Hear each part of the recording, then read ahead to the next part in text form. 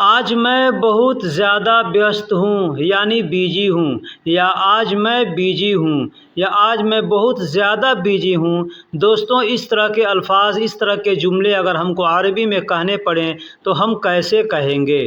कहेंगे अल-यौम अना जिद्दन मसरूफ़। अल-यौम अना जिद्दन मसरूफ़। अल-यौम का मतलब आज होता है, अना का मतलब मैं या मेरा होता है, लेकिन यहाँ पे अना मैं के लिए इस्तेमाल किया गया है। जिद्दन का मतलब बहुत ज़्यादा होता है, जिद्दन का मतलब बहुत ज़्यादा होता है। मसरूफ़ का मतलब बिजी होता है। हम लोग अपने देश में हिंदी उर्दू में भी इस जुमला को, इस अल्फाज को इस्तेमाल करते हैं। मसरूफ़ कहते हैं कि आज मैं मसरूफ़ हूँ, यानी आज मैं बिजी हूँ। तो अगर हमको कहना होगा तो इस तरह से हम कह सकते हैं कि अल-यौम अना जिद्दन मसरूफ़। अब एक और चीज़ बता दूँ, यहाँ जिद्दन के जगह पे आप चाहें तो वाजिद का इस्तेमाल कर सकते हैं, कत्तीर का इस्तेमाल कर सकते हैं, ठीक है? क्योंकि जिद्दन का मतलब भी होता है बहुत ज़्यादा, कत्तीर का मतलब भी होता है बहुत ज़्यादा, वाजिद का मतलब भी होता है बहुत ज़्यादा। तो इसमें से कोई भी अल्फाज आप चाहें तो इस्तेमाल कर सकते हैं। आप कह सकते हैं अल-यौम अना जिद्दन मसरूफ़। हमने अरबी में भी वही लिखा है, अल-यौम अना जिद्दन मसरूफ़, यानी आज मैं बहुत ज़्यादा बिजी हूँ या आज मैं बहुत ज़्यादा व्यस्त हूँ, इस तरह से कह सकते हैं। बिस्मिल्लाहिर्रहमानिर्रहीम। अस्सलामु अलैकुम वरहमतुल्लाहि वबरकातुहू। दोस्तों, कैसे हैं, क्या हाल है? उम्मीद करता हूं कि खैर व आफियत से होंगे। दोस्तों, इस वीडियो में मैं आपको छोटे छोटे शब्दों का मतलब भी बताऊंगा और किस तरह से हम जुमले बनाते हैं, किस तरह से किसी से बात करते हैं या किस तरह से किसी की बातों को समझते हैं, ये सब कुछ मैं आपको इस वीडियो में बतलाने वाला हूँ। लिहाजा आपसे गुजारिश है कि वीडियो को आखिरी तक देखिएगा, क्योंकि इस वीडियो में मैं बहुत ऐसे नए नए शब्द, नए नए अल्फाज इस्तेमाल किया हूँ जो आप सीखेंगे तो इंशाअल्लाह आपको बहुत फ़ायदा होगा। इसलिए मैं कहता हूँ कि वीडियो को आखिरी तक देखिएगा। एक और छोटी सी रिक्वेस्ट है, आप अगर यहाँ तक वीडियो देखे हैं तो अगर आप हमारे चैनल पे नए हैं या पुराने हैं, चैनल को सब्सक्राइब नहीं किया है तो सबसे पहले चैनल को सब्सक्राइब कर लें और बेल आइकन को ऑल पे क्लिक करके रखें, क्योंकि जो भी हम वीडियो अपलोड करेंगे उसका सबसे पहले आपके पास नोटिफिकेशन जाएगा। एक और रिक्वेस्ट है कि आप इस वीडियो को ज़्यादा से ज़्यादा शेयर करें ताकि ज़्यादा से ज़्यादा लोगों को सीखने का मौका मिले। तो चलिए अब हम वीडियो को शुरू करते हैं। सबसे पहले यूँ जानिए कि एक एक लफ्ज़ कीमती होता है, एक एक अल्फाज कीमती होता है। जैसे कुब्बी, जीवाला, कुल्लो, बर्रा, ये सारे अलग अलग अल्फाज हैं। अब इसमें चार अल्फाज हैं, इस जुमले के अंदर चार अल्फाज हैं, ठीक है? एक कुब्बी है, दूसरा जीवाला है, तीसरा कुल्लो है, चौथा बर्रा है, ठीक है? तो इसको हम एक साथ अगर मिलाकर बोलेंगे तो हम बोल सकते हैं कुब्बी जीवाला कुल्लो बर्रा। कुब्बी जीवाला कुल्लो बर्रा, इसका मतलब होगा सारा कचरा बाहर फेंक दो, ठीक है? इसको हम चाहें तो आगे पीछे करके भी बोल सकते हैं, जैसे जीवाला कुब्बी कुल्लो बर्रा कह सकते हैं, या कुल्लो बर्रा कुब्बी जीवाला कह सकते हैं, या बर्रा कुल्लो कुब्बी जीवाला कह सकते हैं। यानी आगे पीछे करके बोलेंगे तो भी मतलब इसका वही होगा। अगर हमको कहना हो कि सारा कचरा, कचरा समझते हैं ना, कचरा जो कूड़ा करकट होता है, घर बहारते हैं, घर साफ़ करते हैं तो जो कचरा निकलता है, या जहाँ भी काम करते हैं वहाँ पे कागज़ का टुकड़ा या किस का टुकड़ा या कोई भी चीज़ है निकलता है, उसको कचरा कहते हैं। तो उस कचरा को अगर हमको फेंकना है, हमको किसी से कहना है कि सारा कचरा बाहर फेंक दो, तो हम अरबी में कहेंगे कुब्बी जीवाला कुल्लो बर्रा। कुब्बी जीवाला कुल्लो बर्रा, इस तरह से हम कह सकते हैं। एक अगला जुमला लेते हैं, मेरे पास थोड़ा जगह खाली है। मेरे पास थोड़ा जगह खाली है, अगर ये जुमला हमको कहना होगा तो हम कैसे कहेंगे? दोस्तों, इसमें भी चार अल्फाज हमने इस्तेमाल किए हैं। जैसे एक है इंदी, इंदी का मतलब होता है मेरे पास। एक है सोया, सोया का मतलब होता है थोड़ा, ठीक है? तीसरा है मकान, मकान का मतलब होता है जगह, मकान का मतलब होता है जगह, यानी कोई भी जगह है, चाहे वो भरा हुआ जगह हो या खाली जगह हो या कोई भी जगह हो तो उसको मकान कहते हैं, ठीक है?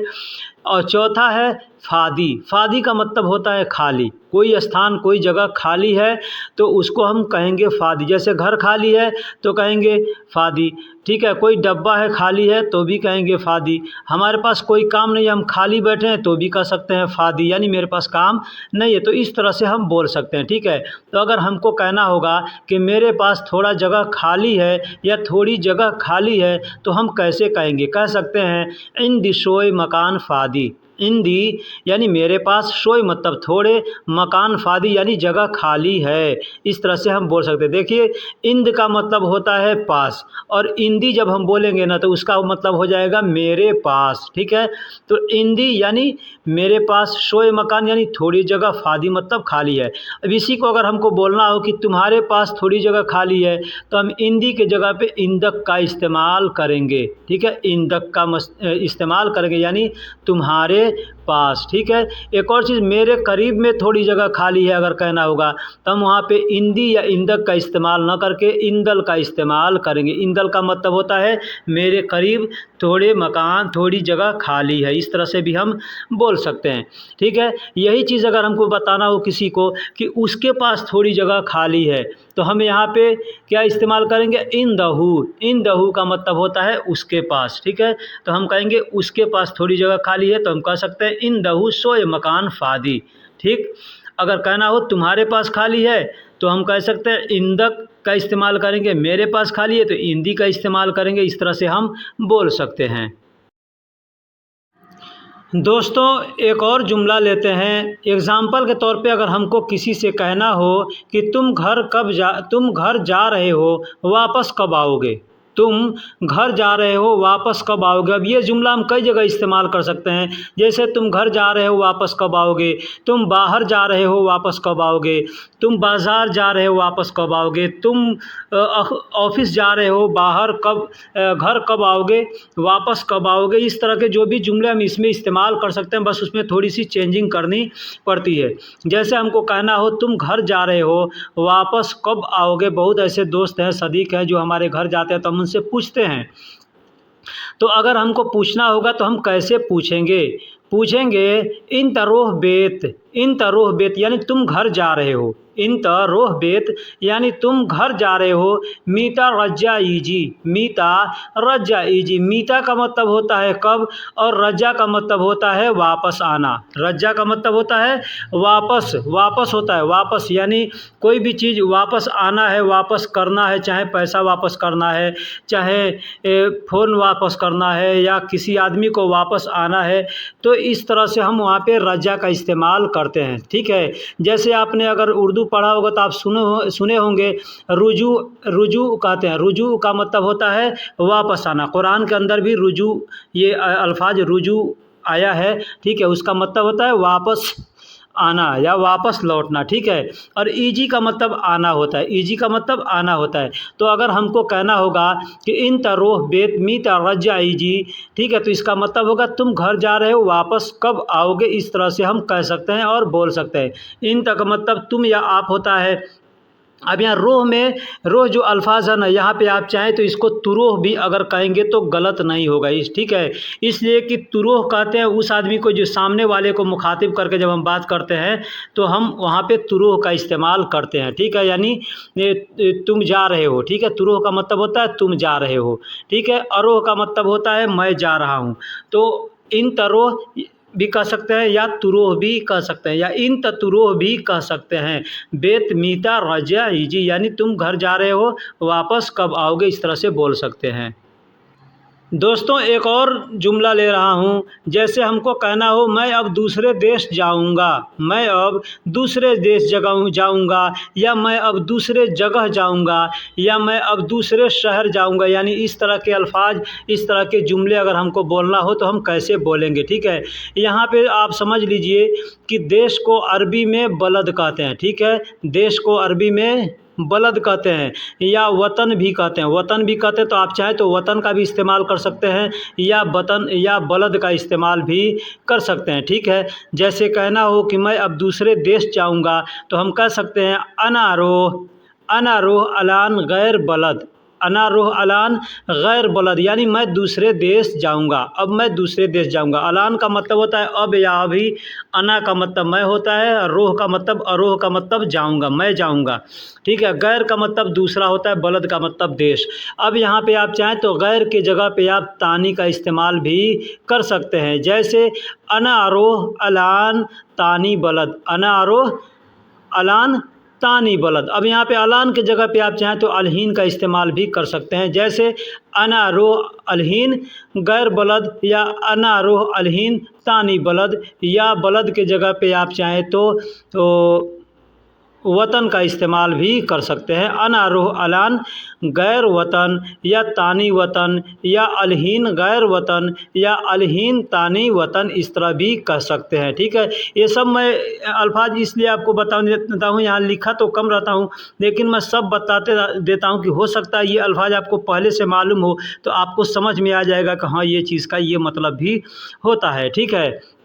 तो अगर हमको कहना होगा कि अब मैं दूसरे देश जाऊंगा तो अना आरोह अलान गैर बलद या तानी बलद का सकता। अब यही कहना होगा कि अगर मैं दूसरे जगह जाऊंगा तो वतन के जगह पे या बलद के जगह पे मकान का इस्तेमाल कर देंगे, जैसे अना आरोह अलान गैर मकान, इस तरह से कह सकते हैं। अब गैर के जगह पे गैर का भी इस्तेमाल कर सकते हैं या तानी का इस्तेमाल भी कर सकते हैं। गैर का मतलब भी होता है दूसरा और तानी का मतलब भी होता है दूसरा।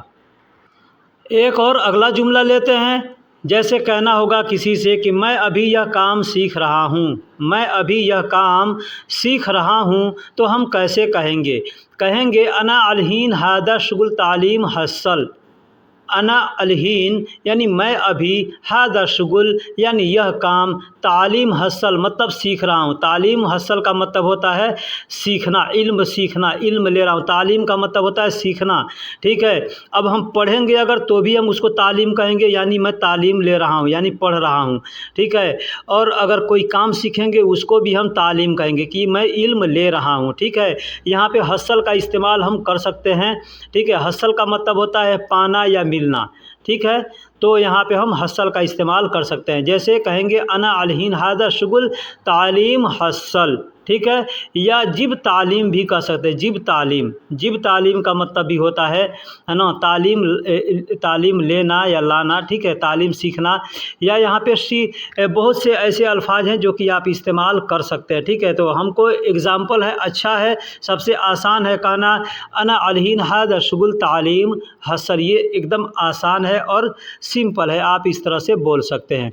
एक और चीज़ बता दूं, शुगुल का मतलब काम होता है, अमल का मतलब भी काम होता है। शुगुल को काम के लिए भी इस्तेमाल किया जाता है, कोई चीज़ चालू करने के लिए भी शुगुल का इस्तेमाल किया जाता है, ठीक है। लेकिन अमल को सिर्फ काम के लिए ही इस्तेमाल किया जाता है। तो हम कह सकते हैं अना अलहीन हादा अमल तालीम हसल, इस तरह से भी कह सकते हैं।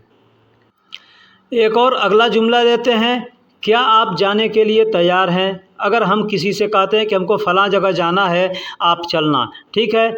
या कोई हमसे कहता है कि हम फ़लाँ जगह जा रहे हैं या जाना है, आपको भी चलना है, आप तैयार रहना, ठीक है। तो आदमी पूछता है या हम पूछेंगे कि क्या आप तैयार हैं जाने के लिए, या क्या आप जाने के लिए तैयार हैं, यानी आगे पीछे भी हम करके बोल सकते हैं। हम यूँ कह सकते हैं क्या आप जाने के लिए तैयार हैं, या जाने के लिए आप तैयार हैं, या आप क्या जाने के लिए तैयार, यानी आगे पीछे करके बोल सकते हैं। इसको हम अरबी में कहना होगा तो हम कहेंगे हल इंत मुस्तइद लिल तुरो, हल इंत मुस्तइद लिल तुरो, यानी क्या आप जाने के लिए तैयार हैं, ठीक है। इसके पहले मैं एक वीडियो में बताया था कि मुस्तइद तैयार के लिए जाहिज़ का इस्तेमाल किया जाता है, ठीक है। तो जाहिज़ का मतलब भी तैयार होता है और मुस्तइद का मतलब भी तैयार होता है। तो हम चाहें तो यहाँ पे इस्तेमाल कर सकते हैं हल इंत जाहिज़ लिल तुरो, हल इंत जाहिज़ लिल तुरो।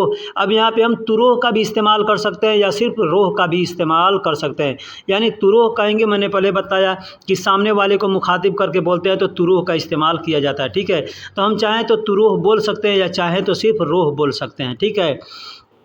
तो हम कह सकते हैं हल इंत मुस्तइद लिल तुरो, यानी क्या आप जाने के लिए तैयार हैं, या हल इंत जाहिज़ लिल तुरो, क्या आप जाने के लिए तैयार हैं। अब यहाँ पे लिल का मतलब होता है के लिए, ये चीज़ जान लीजिए। लिल का मतलब होता है के लिए, हल का मतलब क्या, इंता का मतलब आप, मुस्तइद का मतलब तैयार होता है। अब मुस्तइद की जगह पे आप चाहें तो जाहिज़ का इस्तेमाल कर सकते हैं, ठीक है। लिल का मतलब के लिए होता है, तुरो का मतलब तुम जाओगे या तुमको जाना है, ठीक है, या तुम जा रहे हो के लिए इस्तेमाल किया जाता है। तो तुरो का मतलब यहाँ हम तुरो बोल सकते हैं, ठीक है। तो क्या आप तैयार हैं जाने के लिए, तो हल इंत मुस्तइद लिल तुरो, इस तरह से हम कह सकते हैं। एक अगला जुमला लेते हैं, मैं यहाँ बस अकेला आदमी हूँ, मैं यहाँ बस अकेला आदमी हूँ। एक भाई ने हमसे कमेंट करके पूछा था कि इसको अरबी में क्या कहेंगे, अकेला आदमी हूँ, अकेला आदमी हूँ, तन्हा आदमी हूँ, तो इसको हम अरबी में कैसे बोलेंगे, ठीक है। तो मैंने कमेंट में ये बताया था कि आप कह सकते हैं वाहिद नफ़र, वाहिद नफ़र कह सकते, वाहिद नफ़र यानी अकेला आदमी, एक आदमी, ठीक है, इस तरह से कह सकते हैं। लेकिन मैंने उनको ये भी बताया था कि मैं इसको अगले वीडियो में इंशाअल्लाह बनाऊंगा और बताऊंगा। तो मैं ये बता रहा हूँ, अगर वो भाई अगर इस वीडियो को देखते होंगे तो इंशाअल्लाह तो आप कमेंट में ज़रूर लिखिएगा कि हाँ मैंने यह वीडियो देखी है, ठीक है, हमको अपने सवाल का जवाब मिल गया है, ठीक है। तो कहेंगे मैं यहाँ बस अकेला आदमी हूँ, तो हम कह सकते हैं अना हीना मौजूद, अना हीना मौजूद, अना मतलब मैं, हीना मतलब यहाँ, मौजूद का मतलब मौजूद आदमी रहता है प्रेजेंट में, तो मौजूद का इस्तेमाल कर सकते हैं, ठीक है। बस वाहिद नफ़र, बस का हम लोग हिंदी उर्दू में भी बस कहते हैं, तो यहाँ अरबी में भी बस कहा जाता है। तो आप चाहें तो बस का भी इस्तेमाल कर सकते हैं यहाँ पे, या फ़क्त का भी इस्तेमाल भी कर सकते हैं। जैसे अना हीना मौजूद फ़क्त वाहिद नफ़र भी कह सकते हैं, या अना हीना मौजूद बस वाहिद नफ़र भी कह सकते हैं। अब नफ़र के जगह पे आप चाहें तो रज्जाल का इस्तेमाल भी कर सकते हैं, या शख्स का इस्तेमाल भी कर सकते हैं। अना हिना मौजूद बस वाहिद शख्स, या अना हिना मौजूद बस वाहिद रज्जाल, इस तरह भी बोल सकते हैं। एक और चीज़ बता दूं, आप चाहें तो यहाँ से मौजूद को हटा भी सकते हैं। जैसे अना हिना बस वाहिद नफ़र, अना हिना बस वाहिद नफ़र यानी मैं यहाँ बस एक आदमी हूँ, मैं यहाँ बस अकेला आदमी हूँ, इसका मतलब ये होता है। तो आप इस तीनों तरीके से आप इसको बोल सकते हैं, ठीक है। एक और अगला जुमला लेते हैं, बस यहाँ मैं अकेला काम करूँ। ये जुमला भी भाई ने कमेंट में पूछा था, ठीक है। तो हम इसको कुछ अपने तरीके से भी बना करके मैं यहाँ बतला रहा हूँ कि अना हिना शुगुल सवी बस वाहिद, यानी मैं यहाँ बस अकेला काम करूं, या मैं यहाँ बस अकेला काम करता हूं, ठीक है। अगर हमको बताना है कि मैं यहाँ बस अकेला काम करता हूं, तो भी आप यही अल्फाज, यही जुमला इस्तेमाल करेंगे। और अगर किसी से शिकायत करना है अपने कफ़ील से, मुदीर से, कि मैं यहाँ बस अकेला काम करूं, तो भी आप यही जुमला इस्तेमाल कर सकते हैं ना, कह सकते हैं अना हिना शुगुल बस वाहिद, अना हिना शुगुल सवी बस वाहिद, या अना हिना शुगुल बस वाहिद, ऐसे भी कह सकते हैं, ठीक है। इस तरह से बोल सकते हैं कि मैं यहाँ बस अकेला काम करूँ, ठीक है। तो इस तरह से बोल सकते हैं। अना का मतलब मैं, हिना का मतलब यहाँ, शुगुल का मतलब काम होता है, ठीक है, सवी का मतलब करना होता है। तो आप चाहें तो यहाँ सवी का इस्तेमाल करेंगे या नहीं करेंगे, हटा भी सकते हैं। बस कोई जगह पे आप चाहें तो फ़क्त का इस्तेमाल भी कर सकते हैं। फ़क्त का मतलब भी होता है बस, और बस का मतलब भी होता है बस। वाहिद का मतलब एक होता है, अकेला होता है, तन्हा होता है, ठीक है। तो आप इस तरह से बोल सकते हैं, मैं यहाँ बस अकेला काम करूँ, तो अना हिना शुगुल सवी बस वाहिद, इस तरह से बोल सकते हैं।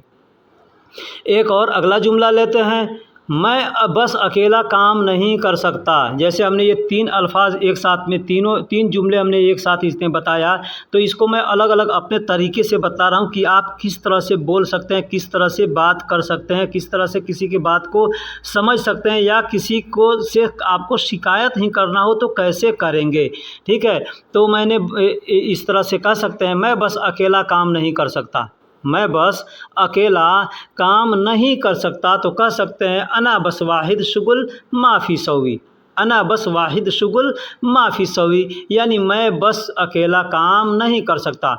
अगर आप चाहें तो यहाँ पे अगर यहाँ का इस्तेमाल करना चाहते हैं कि मैं बस यहाँ अकेला काम नहीं कर सकता, तो यहाँ पे आप हिना का इस्तेमाल कर लेंगे। जैसे अना हिना बस वाहिद शुगुल माफ़ी सवी, यानी इस तरह से भी आप बोल सकते हैं। तो अना का मतलब मैं, बस का मतलब बस, ठीक है। बस ये चलने वाली बस नहीं है, जो गाड़ी बस होती है वो नहीं। हम लोग कहते हैं ना बस रहने दो, बस नहीं जाऊँगा, बस नहीं खाऊँगा, बस बस नहीं करूँगा, ठीक है, तो उसी को दूसरे तरह से बोलते हैं तो फ़क़्त बोलते हैं। फ़क़्त का मतलब भी होता है बस, सिर्फ़। जैसे हिंदी में हम लोग बोलते हैं ना सिर्फ़, तो हमको कहना है मैं सिर्फ़ यहाँ अकेला काम नहीं कर सकता, या मैं सिर्फ़ अकेला काम नहीं कर सकता, तो हम कह सकते हैं अना फ़क़्त वाहिद शुगुल माफ़ी सौवी, या अना शुगुल बस वाहिद माफ़ी सौवी। हीना का इस्तेमाल करना चाहें तो हीना का इस्तेमाल कर सकते हैं, हीना का इस्तेमाल नहीं करना चाहें तो भी आप उसको इनकार भी कर सकते हैं। एक और अगला सेंटेंस लेते हैं, जुमला लेते हैं। मैंने 3 ये जुमले आपको बता दिए, इसके लिए हम एक चौथा और जुमला इस्तेमाल किए हैं। अगर हमको शिकायत करना है, हम अकेला काम करते हैं, तो हम बोल सकते हैं कि हमको एक और आदमी चाहिए, या यहाँ दूसरा आदमी भी चाहिए, ठीक है। हम अकेले काम नहीं कर सकते हैं, मैं यहाँ बस अकेले काम नहीं करूँगा, ठीक है, मैं यहाँ बस अकेला काम करता हूँ। इस तरह से बोलने के बाद आप चाहें तो ऐसे भी बोल सकते हैं कि एक दूसरा आदमी ज़रूर चाहिए, ठीक है, या यहाँ एक दूसरा आदमी और ज़रूर चाहिए आप कह सकते हैं। तो कैसे कहेंगे वाहिद तानी शख्स लाजिम अबगा, वाहिद तानी शख्स लाजिम अबगा, यानी यहाँ दूसरा, यानी एक दूसरा आदमी ज़रूर चाहिए। अब यहाँ का इस्तेमाल आप करना चाहें, जैसे यहाँ एक दूसरा आदमी ज़रूर चाहिए, तो आप कह सकते हैं हिना वाहिद तानी शख्स लाजिम अबगा, या तानी की जगह पे आप चाहें तो गैर का इस्तेमाल भी कर सकते हैं, यानी जैसे हिना वाहिद गैर शख्स लाजिम अबगा, ठीक है, इस तरह से भी आप बोल सकते हैं, ठीक है। लेकिन गैर में और तानी में थोड़ा अंतर होता है। अंतर ये होता है कि गैर कहते हैं ना, यानी हम उसको नहीं जानते हैं, ठीक है, और तानी कहेंगे यानी दूसरा आदमी, हम उसको जानते हों या नहीं जानते हों, ठीक है। तो इसका मतलब इसमें थोड़ा ये अनफिट होता है, लेकिन बोलने के लिए आदमी बोल देता है, तो हम यहाँ पे चाहें तो गैर भी बोल सकते हैं या तानी का इस्तेमाल भी कर सकते हैं कि वाहिद तानी शख्स लाजिम अबगा। यानी अब एक और चीज़ बता दूं, अबगा के जगह पे आप चाहें तो एहताज का इस्तेमाल भी कर सकते हैं, जैसे वाहिद तानी शख्स लाजिम एहताज, यानी एक दूसरा आदमी की सख्त ज़रूरत है, यहाँ पे ऐसे भी आप बोल सकते हैं। दोस्तों एक और जुमला लेते हैं, जैसे कहना हो कि वह मेरे करीब के दुकान में काम करता है, या वह मेरे दुकान के पास में काम करता है। हम लोग कहते हैं ना, किसी से पता बतलाते हैं, अगर कोई पूछता है कि फ़लाँ आदमी को जानते हो वो कहाँ काम करता है, तो हम कहते हैं या बतलाते हैं, तो हम ऐसे कह सकते हैं। अगर अरबी में कहना होगा वही जुमला तो हम कैसे कहेंगे हो व शुगुल सवी अना इंदल महल, हो वह शुगुल सवी, हुआ का मतलब वह होता है, शुगुल का मतलब काम होता है, सवी का मतलब करता या करना, ठीक है। तो वह शुगुल सवी यानी वह काम करता है, अना इंदल महल यानी मेरे दुकान के पास में, मेरे दुकान के पास में। महल का मतलब दुकान होता है, कोई भी दुकान हो उसको आप महल कह सकते हैं। और अना का मतलब मेरा, इंद का मतलब होता है पास, ठीक है। इंदल महल यानी दुकान के पास में, इस तरह से कहते हैं। इंद का मतलब पास होता है, करीब होता है, ठीक है। तो हम इस तरह से कह सकते हैं कि हो वशुगुल सवी अना इंदल महल। अब वो आदमी अगर हमारे घर के पास में काम करता है तो हम इंदल बेत कहेंगे, ठीक है। अगर वो किसी मेडिकल के पास में काम करता है तो वहाँ पे आप हम कैसे उस मेडिकल का नाम लेकर के बोल सकते हैं, ठीक है। तो अगर जो भी पता हो, जैसे भी हो, आपको अगर बोलना चाहे तो बस थोड़ी सी आपको समझने की ज़रूरत है कि किस अल्फाज को कहाँ हम बोलेंगे, कैसे बोलेंगे, ठीक है। वही अल्फाज हम रोज़ इस्तेमाल करते हैं लेकिन हमें समझ में नहीं आता है कि हम कैसे बोलें, ठीक है। तो बस थोड़े से दिमाग को लगाने की ज़रूरत है। आप एक और बात बता दूं कि अगर कोई भी वीडियो देखें तो अच्छे से देखें, पूरा देखें, चाहे हमारा देखें या किसी का देखें। अगर पूरा नहीं देखेंगे तो आधा अधूरा ज्ञान बहुत ख़राब होता है, आधा अधूरा सीख करके आप कुछ नहीं कर सकते। किसी से अगर बात करेंगे तो बस मजाक बनेगा आपका, ठीक है। इसलिए मैं आपसे रिक्वेस्ट करता हूं कि वीडियो को आखिरी तक देखिएगा, जो समझ में आएगा समझिएगा, नहीं समझ में आएगा आप कमेंट बॉक्स में पूछिएगा कि इस जुमले को मैं समझ नहीं पाया हूँ, आप हमको फिर से बताइए, तो मैं उसको दूसरे वीडियो में फिर से उसी जुमले को आपको समझाऊंगा, अच्छे से बताऊंगा कि उसको कैसे कहाँ इस्तेमाल कर सकते हैं, ठीक है। जैसे इसमें होवा का मतलब वह होता है, ये मर्द के लिए इस्तेमाल किया जाता है, ठीक है। अब वही औरत के लिए बोलना होगा तो हेया का इस्तेमाल करेंगे, ठीक। शुगुल का मतलब काम होता है, शुगुल का मतलब कोई चीज़ चालू करना है, उसको भी शुगुल कहते हैं, ठीक है। सौवी का मतलब करना भी होता है, बनाना भी होता है। अब यहाँ आपको समझने की ज़रूरत है कि सौवी का मतलब करना भी होता है, बनाना भी होता है। किसी से कहना है कि हो गया, तो भी आदमी कहेगा सौवी सौवी हो गया या हो जाएगा, ठीक है। खल्लास भी आदमी कह सकता है कि मतलब हो गया है तो खल्लास भी कह सकते हैं, ठीक है, या कामिल भी कह सकते हैं, ठीक है। लेकिन अगर कोई कहता है ये काम हो जाएगा तो आदमी कह सकता है सौवी सौवी। मतलब इसका हो गया कि मैं करता हूँ या कर लूँगा या करूँगा या हो जाएगा, इसका मतलब ये भी हो जाएगा। अना का मतलब मैं होता है या मेरा भी होता है, हमारा भी होता है, ठीक है, ठीक। इंदल का मतलब, इंद का मतलब होता है पास, इंद का मतलब होता है पास। अल महल, अब यहाँ पे देखिए इंदल अलग लिखा है और महल अलग लिखा है हिंदी में, ठीक है। उसको हम जब मिला के पढ़ेंगे ना तो इंदल महल होगा। अगर उसको हम अलग अलग करेंगे तो इंद अल महल, ठीक है। जैसे अरबी में आप देख सकते थे इंद का मतलब पास होता है और अल महल यानी दुकान, तो दुकान के पास में। बस थोड़ी सी समझने की ज़रूरत है। तो चलिए अब हम वीडियो को यहीं पे ख़त्म करते हैं, फिर मिलेंगे किसी अगले वीडियो में। तब तक के लिए अल्लाह हाफिज़। दोस्तों एक और चीज़ बतला दूं, बहुत से भाई हैं कहते हैं कि बड़ा बड़ा वीडियो बनाइए, बहुत से भाई कहते हैं कि छोटे छोटे वीडियो बनाइए, ठीक है। तो मैं छोटे वीडियो बनाने की कोशिश करता हूं, लेकिन उसमें 5-6 जुमले इस्तेमाल आते हैं, क्योंकि समझाने में टाइम लग जाता है, थोड़ा वीडियो लंबा हो जाता है। अगर अच्छे से समझेंगे नहीं तो उसको सीख नहीं पाएंगे। तो उसके लिए क्या करता हूँ, छोटे वीडियो अगर बनाता हूँ तो उसको 2-3 वीडियो फिर जोड़ करके बड़ा बना करके अपलोड करता हूँ, ताकि जो भाई बड़े लोग देखना चाहते हैं बड़े वीडियो को, बहुत से लोगों को का सोच होता है कि बड़े वीडियो में ज़्यादा कुछ सीखने को मिलता है, ठीक है। तो उनके लिए मैं बड़ा वीडियो को यानी छोटे छोटे वीडियो को जोड़ करके बना करके अपलोड कर देता हूं। तो ये ना कोई समझे कि मैं उसी वीडियो को दोबारा तिबारा अपलोड करता हूं, ठीक है। चलिए फिर मिलेंगे किसी अगले वीडियो में। सलाम अलैकुम। आज मैं बहुत खुश हूँ, आज मैं बहुत खुश हूँ या आज मैं ज़्यादा खुश हूँ। अगर ये जुमला हम लोग हिंदी या उर्दू में बोलते हैं, अगर इसी जुमले को सेम सेम हमें अरबी में बोलना होगा तो कैसे बोलेंगे? बोलेंगे अना सईद जिद्दन किल यौम, अना सईद जिद्दन किल यौम। दोस्तों यहाँ पे एक चीज़ कॉमन है, आप देख सकते हैं, ध्यान देंगे तो आपको समझ में आएगा। हमने हिंदी में लिखा है किल यौम, लेकिन अरबी में लिखा है अल यौम, ठीक है। ऐसा क्यों लिखा है? क्योंकि बहुत से लोग हैं जो किल-यौम बोलते हैं और बहुत से लोग अल-यौम बोलते हैं, ठीक है। अल-यौम का मतलब भी होता है आज और किल-यौम का मतलब भी होता है आज। हमने बहुत से लोगों को किल-यौम बोलते सुना है और देखा है, ठीक है। तो हमने भी यहाँ पे दोनों ये सेंटेंस हमने दे दिया है और दोनों तरीक़ा से हमने बोल कर भी बता रहा हूँ कि किल-यौम भी कहते हैं और अल-यौम भी कहते हैं। ऐसा नहीं हो कि कोई आपसे किल-यौम बोले तो आप सोच में पड़ जाएँ कि ये किल-यौम क्यों बोला है, ये गलत बोला है, ठीक है। तो अगर हमको कहना हो कि आज मैं बहुत खुश हूँ तो कहेंगे अना सईद जिद्दन किल यौम या अना सईद जिद्दन अल यौम। इस तरह से हम बोल सकते हैं। अल यौम को भी बहुत से लोग इल यौम बोलते हैं, ठीक है। अना का मतलब मैं होता है, सईद का मतलब खुश होना, सईद का मतलब खुश होना।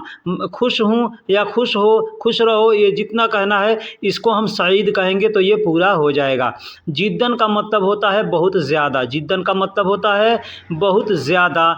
और किल यौम का मतलब मैंने बताया कि आज होता है, तो किल यौम भी कह सकते हैं, अल यौम भी कह सकते हैं या इल यौम भी कह सकते हैं। आज मैं बहुत खुश हूँ तो कहेंगे अना सईद जिद्दन किल यौम। बिस्मिल्लाहिर्रहमानिर्रहीम। अस्सलामु अलैकुम वरहमतुल्लाहि वबरकातुहू। दोस्तों कैसे हैं, क्या हाल है? उम्मीद करता हूं कि खैर वाफियत से होंगे।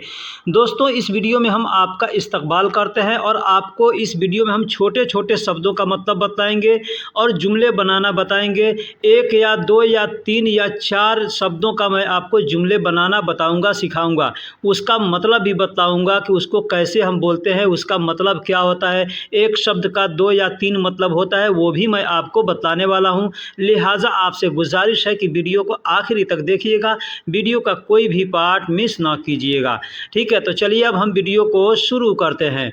यह मेरी गलती नहीं है, यह मेरी गलती नहीं है। अगर हमको किसी से कहना हो तो हम कैसे कहेंगे?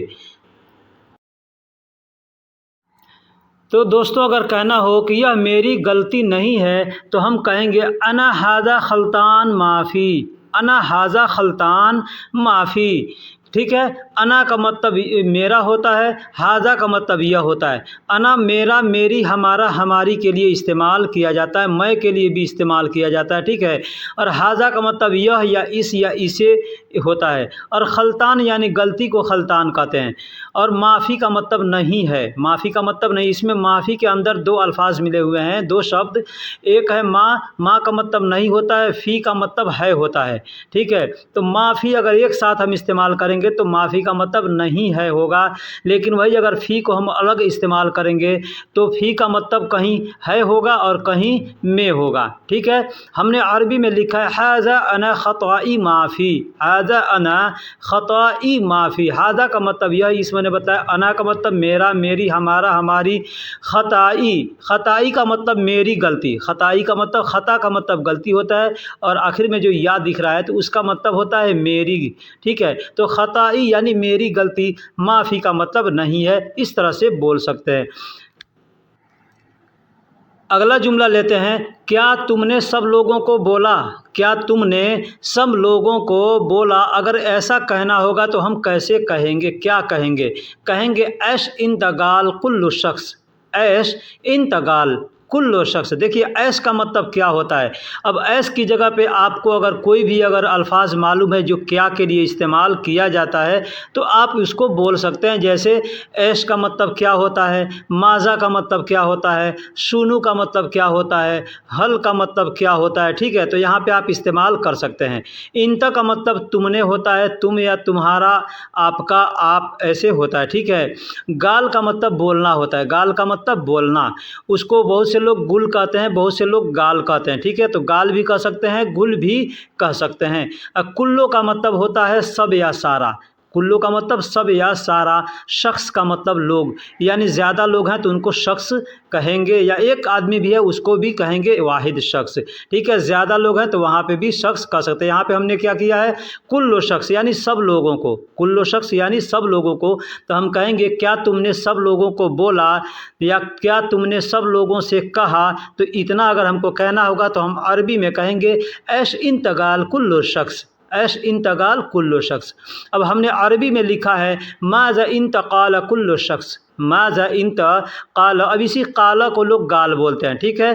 काला को अरबी में लिखा जाता है काल, काल, या पढ़ा जाता है, बोलने के लिए लोग गाल बोलते हैं, ठीक है। तब उसको गाला भी कह सकते हैं या काला भी कह सकते हैं। तो माज़ा इन तकाल कुल्लु शख्स, आपने सुना होगा, कहीं तकरीर सुना होगा या कोई हदीस सुना होगा तो उसमें क्या कहा जाता है, गाल नहीं कहा जाता है, वहाँ पे कहा जाता है काल रसूलुल्लाह सल्लल्लाहु अलैहि वसल्लम, यानी रसूलुल्लाह सल्लल्लाहु अलैहि वसल्लम ने कहा या फरमाया या बोला, इसका मतलब ये होता है। तो काला कहा जाता है, तो ठीक वही काला है उसको लोग गाल बोलते हैं, ठीक। ये चीज़ आपको समझ में आ गया।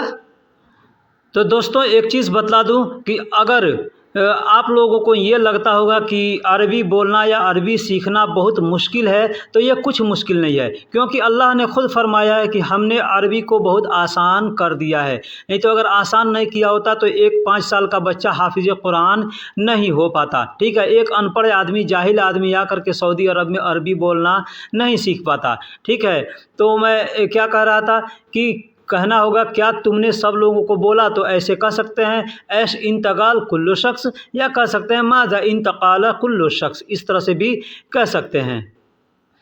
एक अगला जुमला लेते हैं, जैसे कहना हो किसी को कि इस काम के लिए आपका बहुत बहुत शुक्रिया। जैसे कोई आदमी हमारा हेल्प करता है या कोई काम करता है, वैसे यहाँ पे तो हम लोग आम तौर पे देखते हैं कि कोई भी आदमी कहीं जा रहा है, बकाला में भी जा रहा है, कोई सामान ख़रीद लिया, सामान दुकानदार ने सामान दे दिया, पैसा फेर दिया, उसके बाद से आदमी कहता है शुक्रन, ठीक है। यानी कि उसने दिया तो इसलिए हमने शुक्रिया अदा किया। अब आदमी कह देगा कि इसमें मैंने तो पैसा देकर ख़रीदा तो इसमें शुक्रिया की क्या बात है। तो ठीक है, तो बहुत से जगह पे ऐसा, बहुत से काम ऐसे भी तो पैसे देने के बाद भी काम नहीं बनता है, ठीक है। इसलिए कहा जाता है शुक्रिया कि तुमने दे दिया या यहाँ मिल गया, ठीक है। तो कोई भी काम करना हो तो वहाँ पे हम अगर कहना हो कि इस काम के लिए आपका बहुत बहुत शुक्रिया या आपका बहुत शुक्रिया या इस काम के लिए आपका शुक्रिया, अगर हमको कहना हो तो हम कहेंगे शुक्रन जज़ीला, दोस्तों शुक्रन जजीला भी कह सकते हैं सिर्फ, या वैसे शुक्रान लोग कह देते हैं तो भी काम चल जाता है। ठीक ठीक, आप अगर चाहें तो सिर्फ शुक्रान भी कह सकते हैं तो काम हो जाएगा, बात बन जाएगा, या शुक्रन जजीला कहेंगे तो भी बात बन जाएगा। ठीक है, या पूरा कह सकते हैं शुक्रन जजीला अला हाज़ा अमल, शुक्रन जजीला अला हाज़ा अमल, इतना भी कह सकते हैं। हमने अरबी में भी लिखा है शुक्रन जजीला अला हाज़ा अमल।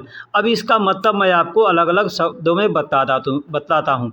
शुक्रन का मतलब होता है शुक्रिया, हम लोग हिंदी उर्दू में जैसे बोलते हैं शुक्रिया, वही चीज़ अरबी में शुक्रन या शुक्रान बोलते हैं। ठीक है, जजीला मतलब इसका बदला अल्लाह आपको दे। ठीक है, जजीला का मतलब होता है, ठीक है, इस काम के लिए आपको अल्लाह बदला दे, अगर हमको कहना होता है तो जजीला कहते हैं। यानी जज़ा का मतलब होता है बदला, जज़ा का मतलब होता है बदला। ठीक है, अब हम अगर अलग अलग अगर अल्फाजों का मतलब निकाल करके सोचेंगे समझेंगे ना, तो इसका तर्जुमा कुछ अलग होने लगेगा। ठीक है, अला का मतलब होता है पर, अला का मतलब होता है पर। ठीक है, हाजा का मतलब यह होता है, अमल का मतलब काम होता है। अमल का मतलब काम होता है। तो अगर हम इस तरह से अगर सोचेंगे तो कहेंगे शुक्रन यानी शुक्रिया, जजीला मतलब बदला दे, अला मतलब पर, हाजा मतलब यह, अमल मतलब काम। तो अलग अलग करेंगे तो नहीं समझ में आएगा, इसलिए इसको एक साथ करके इसका तर्जुमा किया जाता है तो समझ में आता है कि इस काम के लिए आपका बहुत बहुत शुक्रिया, या इस काम पर आपका बहुत बहुत शुक्रिया। ये भी हो गया, अला दिया गया है ना, जजीला अला हाजा अमल, यानी इस काम पर, हाजा अमल अला हाजा अमल, अला हाजा अमल यानी इस काम पर शुक्रन जजीला, आपका बहुत बहुत शुक्रिया, इस तरह से भी कहा जा सकता है। इसका मतलब ये भी हो सकता है। दोस्तों एक रिक्वेस्ट करता हूँ, आपने यहाँ तक वीडियो को देख लिया है तो आप अगर हमारे चैनल पर नए हैं या पुराने हैं, चैनल को सब्सक्राइब नहीं किया है तो मेरे भाई सबसे पहले चैनल को सब्सक्राइब कर दीजिए, वीडियो को लाइक कर दीजिए और दोस्तों में भी शेयर कीजिए ताकि दोस्तों को भी सीखने का मौका मिले। तो एक और जुमला लेते हैं, जैसे हमको किसी से कहना हो तुम तैयार रहो मैं अभी आता हूँ, तुम तैयार रहो मैं अभी आता हूँ, तो हम कैसे कहेंगे? कहेंगे इंत जाहिज़ सौवी, इंत जाहिज़ सौवी अना अलहीन ईजी, अना अलहीन ईजी। इंत का मतलब होता है तुम, जाहिज़ का मतलब होता है तैयार। ठीक है, कोई भी चीज़ अगर तैयार हो गया, काम खलास हो गया, तैयार हो गया तो भी आदमी कहेगा जाहिज़। जैसे आपने देखा होगा कोई भी काम करते होंगे तो कोई आपके पास कोई आदमी आता है, काम दिया है, कोई काम ख़त्म हो गया तो कहेगा शुगुल जाहिज़ या जाहिज़ कुल्लो जाहिज़, इस तरह से आदमी कहता है, यानी तैयार है, काम खल्लास है। ठीक इस तरह भी कहता है।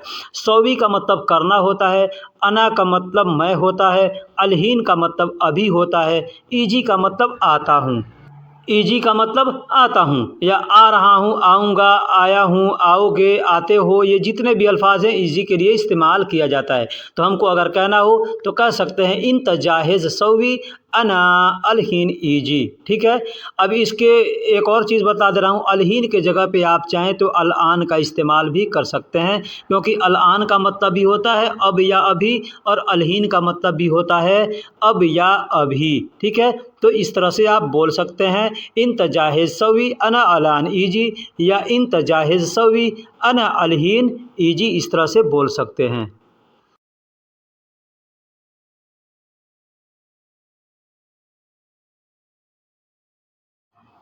दोस्तों यहाँ पे एक हमने जुमला दिया है, इस जुमले में कुछ अल्फाज हमने बहुत नए डाले हैं। ठीक है, ये अल्फाज हालांकि हमने अपने वीडियो में पहले दिए हैं, लेकिन हो सकता है कि आपको याद ना हो या आपको वो वीडियो नहीं मिला हो, तो इसलिए मैं यहाँ पे बतला रहा हूँ, याद दिला रहा हूँ। अगर हम कोई काम करते हैं और काम बिगड़ गया, कोई भी काम करते हैं काम बिगड़ गया और कोई आता है कहता है तुमने यह काम बिगाड़ दिया, अभी बनाओ, अभी बनाओ, इस तरह के बहुत से मसले आते हैं। हम कहीं अगर काम करते हैं तो चाहे मैकेनिक का काम करते हों या चाहे पेंटिंग का काम करते, कोई भी काम करते हैं वहाँ पे ऐसे मसले आते हैं तो अगर सामने वाले ने आकर कहा तुमने इसे बिगाड़ा है, तुमने इसे बिगाड़ दिया, अभी बनाओ, तो कैसे कहेगा, या आपको अगर ये जुमला कहना हो तो कैसे कहेंगे।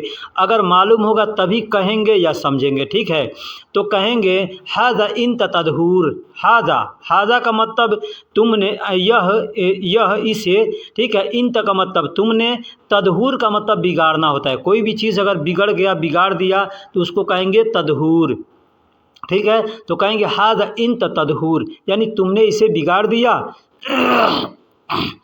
अल-आन, अल-आन यस्नाउ, अल-आन, अल-आन का मतलब अभी, यस्नाउ का मतलब बनाओ, अभी बनाओ, ठीक है। अब यहाँ पे बनाओ के जगह पे, यस्नाउ के जगह पे, मतलब बनाओ के लिए बहुत से लोग अलहीन तरतीब भी कहते हैं। अलहीन तरतीब यानी अभी बनाओ, तरतीब का मतलब भी बनाना होता है, ठीक है। तो हमने यहाँ ये नया शब्द दिया यस्नाउ, यानी यस्नाउ का मतलब भी होता है बनाना।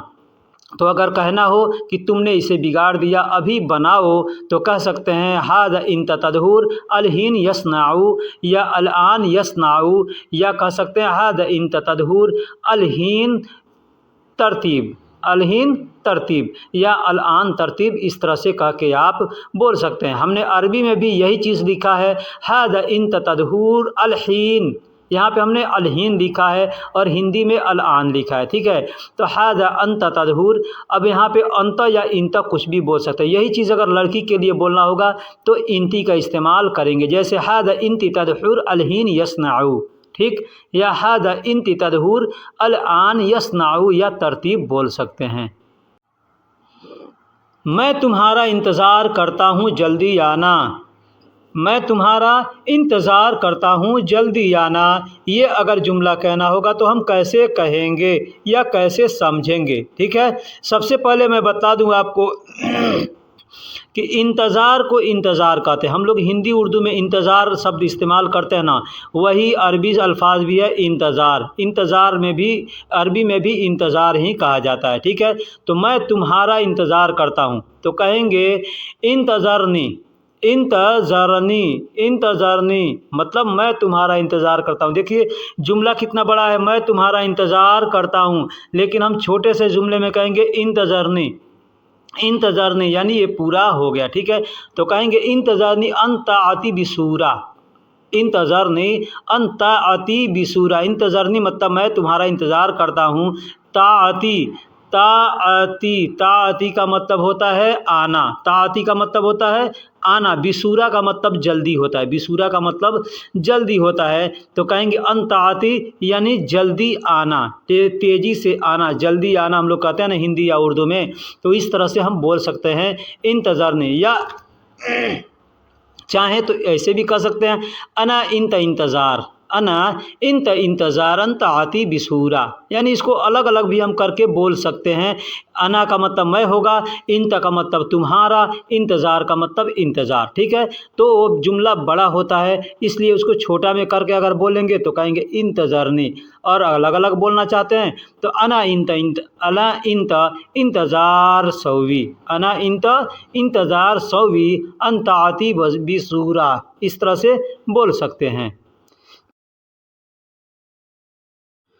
तो दोस्तों इस वीडियो को हम यहीं ख़त्म करते हैं, फिर मिलेंगे किसी अगले वीडियो में। तब तक के लिए अल्लाह हाफिज़। अगर आपके पास कोई मौजू है कि इस मौजू पे वीडियो आपको चाहिए, तो आप हमें हमारे व्हाट्सअप नंबर पे कमेंट करके या उस पे मैसेज करके या हमको वीडियो के अंदर कमेंट करके आप बोल सकते हैं कि हमारा ये मसला है, इस मसले पर आप हमारे लिए एक वीडियो बना दीजिए। तो इंशाअल्लाह अगर हमको इल्म होगा उस बात का तो मैं आपके लिए वीडियो बना दूंगा, ठीक है। अगर वीडियो के अंदर कोई गलती हुई है आप उसे माफ़ फरमाइएगा और उसे हमें कमेंट बॉक्स में ज़रूर बतलाइएगा कि हाँ आपने ये चीज़ गलती किया है या गलती से लिखा है या गलती से बोला है। बहुत से ऐसे अल्फाज होते हैं जो गलती से आदमी कुछ और लिख देता है और बोल देता है कुछ और, ठीक है। तो ये चीज़ आप हमको ज़रूर बताइएगा कमेंट बॉक्स में कि आपने ये चीज़ गलत लिखा है, ठीक है। तो चलिए फिर मिलेंगे अगले वीडियो में, तब तक के लिए अल्लाह हाफिज़, सलाम अलैका। मैं घर जाना चाहता हूँ, मैं घर जाना चाहता हूँ। अगर ये जुमला हमें किसी से कहने की ज़रूरत पड़े तो हम कैसे कहेंगे? कहेंगे अबगा अना रोह बेत, अबगा अना रोह बेत, या यूँ कह सकते हैं बेत रोह अना अबगा या अना रोह बेत अबगा, यानी आगे पीछे करके जुमलों शब्दों को बोला जा सकता है। जैसे कहना हो कि मैं घर जाना चाहता हूँ, हम किसी भी अल्फाज को आगे पीछे करके बोल सकते हैं। जैसे आखिरी का जो अल्फाज है बेत, उसको हम शुरू में लगा सकते हैं, या बीच का जो अल्फाज है अना या रोह, उसको हम शुरू में लगा सकते हैं, या शुरू का जो अल्फाज है अबगा, उसको हम आखिर में लगा सकते हैं। ठीक है, आगे पीछे लगा के बोला जा सकता है कि जैसे मैं घर जाना चाहता हूँ तो हम कह सकते हैं अबगा अना रोह बेत।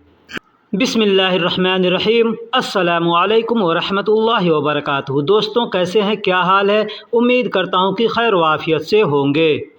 दोस्तों इस वीडियो के अंदर हम छोटे छोटे शब्दों का मतलब भी बताएंगे और उसको जुमले कैसे बनाकर बातें करते हैं ये भी बताएंगे।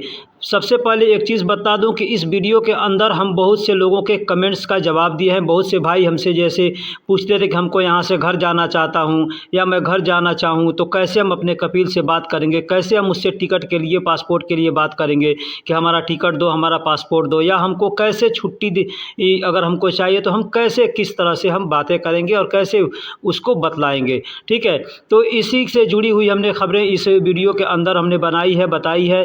लिहाजा आपसे गुजारिश है कि वीडियो को आखिरी तक देखिएगा। ऐसा नहीं है कि जो लोग घर जाना चाहते हैं उन्हीं को बस इस वीडियो की ज़रूरत होगी या इन शब्दों को सीखने की ज़रूरत पड़ेगी। ठीक है, हर आदमी के लिए हर अल्फाज ज़रूरी होता है। जो आदमी सीख गया है उसको तो कोई मुश्किल नहीं है, लेकिन जो नहीं सीखा है उसको ज़्यादा मुश्किल होती है। हम अल्फाजों का मतलब जानते हैं, अल्फाजों को भी जानते हैं, लेकिन ये नहीं समझ में आता है कि हम इस अल्फाज को कहाँ और कैसे इस्तेमाल कर सकते हैं। तो इसलिए मैं इस वीडियो में कहाँ और कैसे किस अल्फाज को इस्तेमाल करना है ये मैं बतलाने वाला हूं। लिहाजा आपसे गुजारिश है कि वीडियो को आखिरी तक देखिएगा। जैसे कहना हो कि मैं घर जाना चाहता हूं तो हम यूं कह सकते हैं अबगा अना रोह बेत, अबगा अना रोह बेत, या अना रोह बेत अबगा, या बेत रोह अना अबगा, यानी आगे पीछे करके बोला जा सकता है।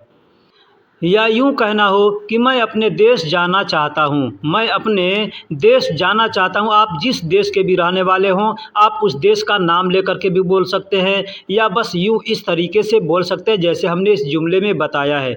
तो आपको अगर कहना हो कि मैं अपने देश जाना चाहता हूं तो आप कह सकते हैं अबगा अना रोह बलदी, अबगा अना रोह बलदी। अब मैंने पहले बताया कि मैं अपने घर जाना चाहता हूँ तो आप कह सकते हैं अबगा अना रोह बेत, अबगा अना रोह बेत, यानी मैं अपने घर जाना चाहता हूँ।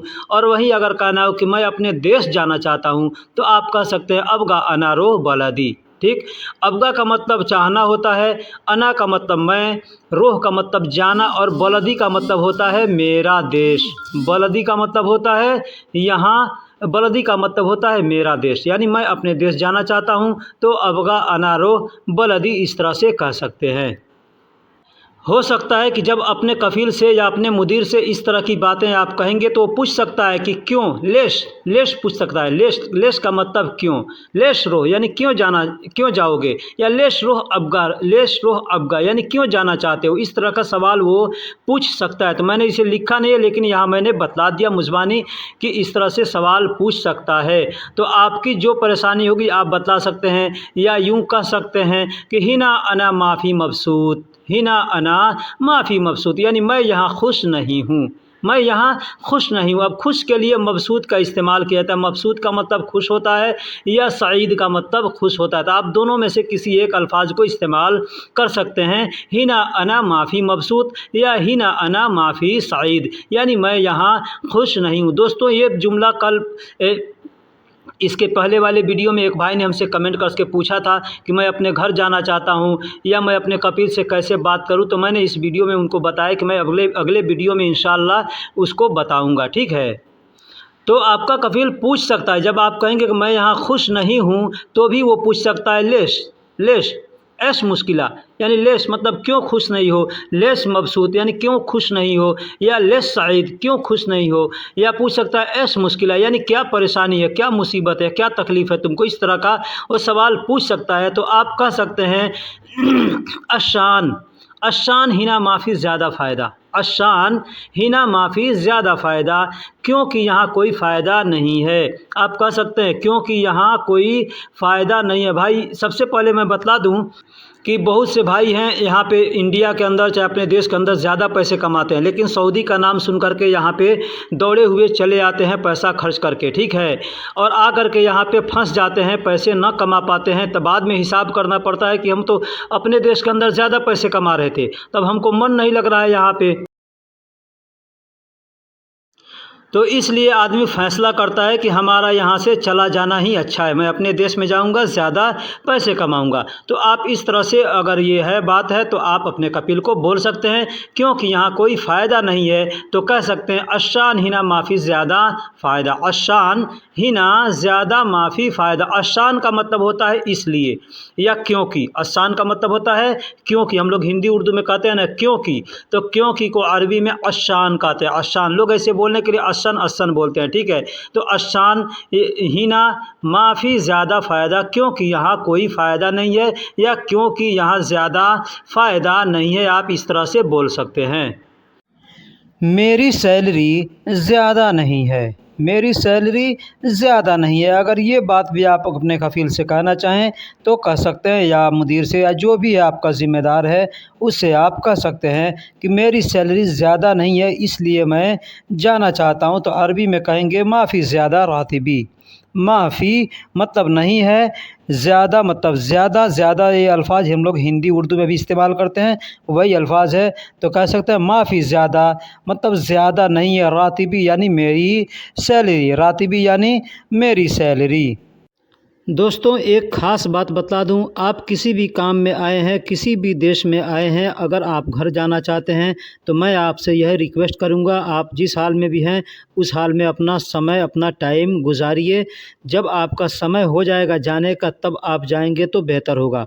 वरना क्या होगा, ये कफ़ील लोग क्या करते हैं कि आप पर इतने ज़्यादा बोझ डाल देंगे कि आपको घर से पैसे मंगाने पड़ेंगे घर बेच करके, ठीक है। मैंने यहाँ पे बहुत से ऐसे लोगों को देखा है।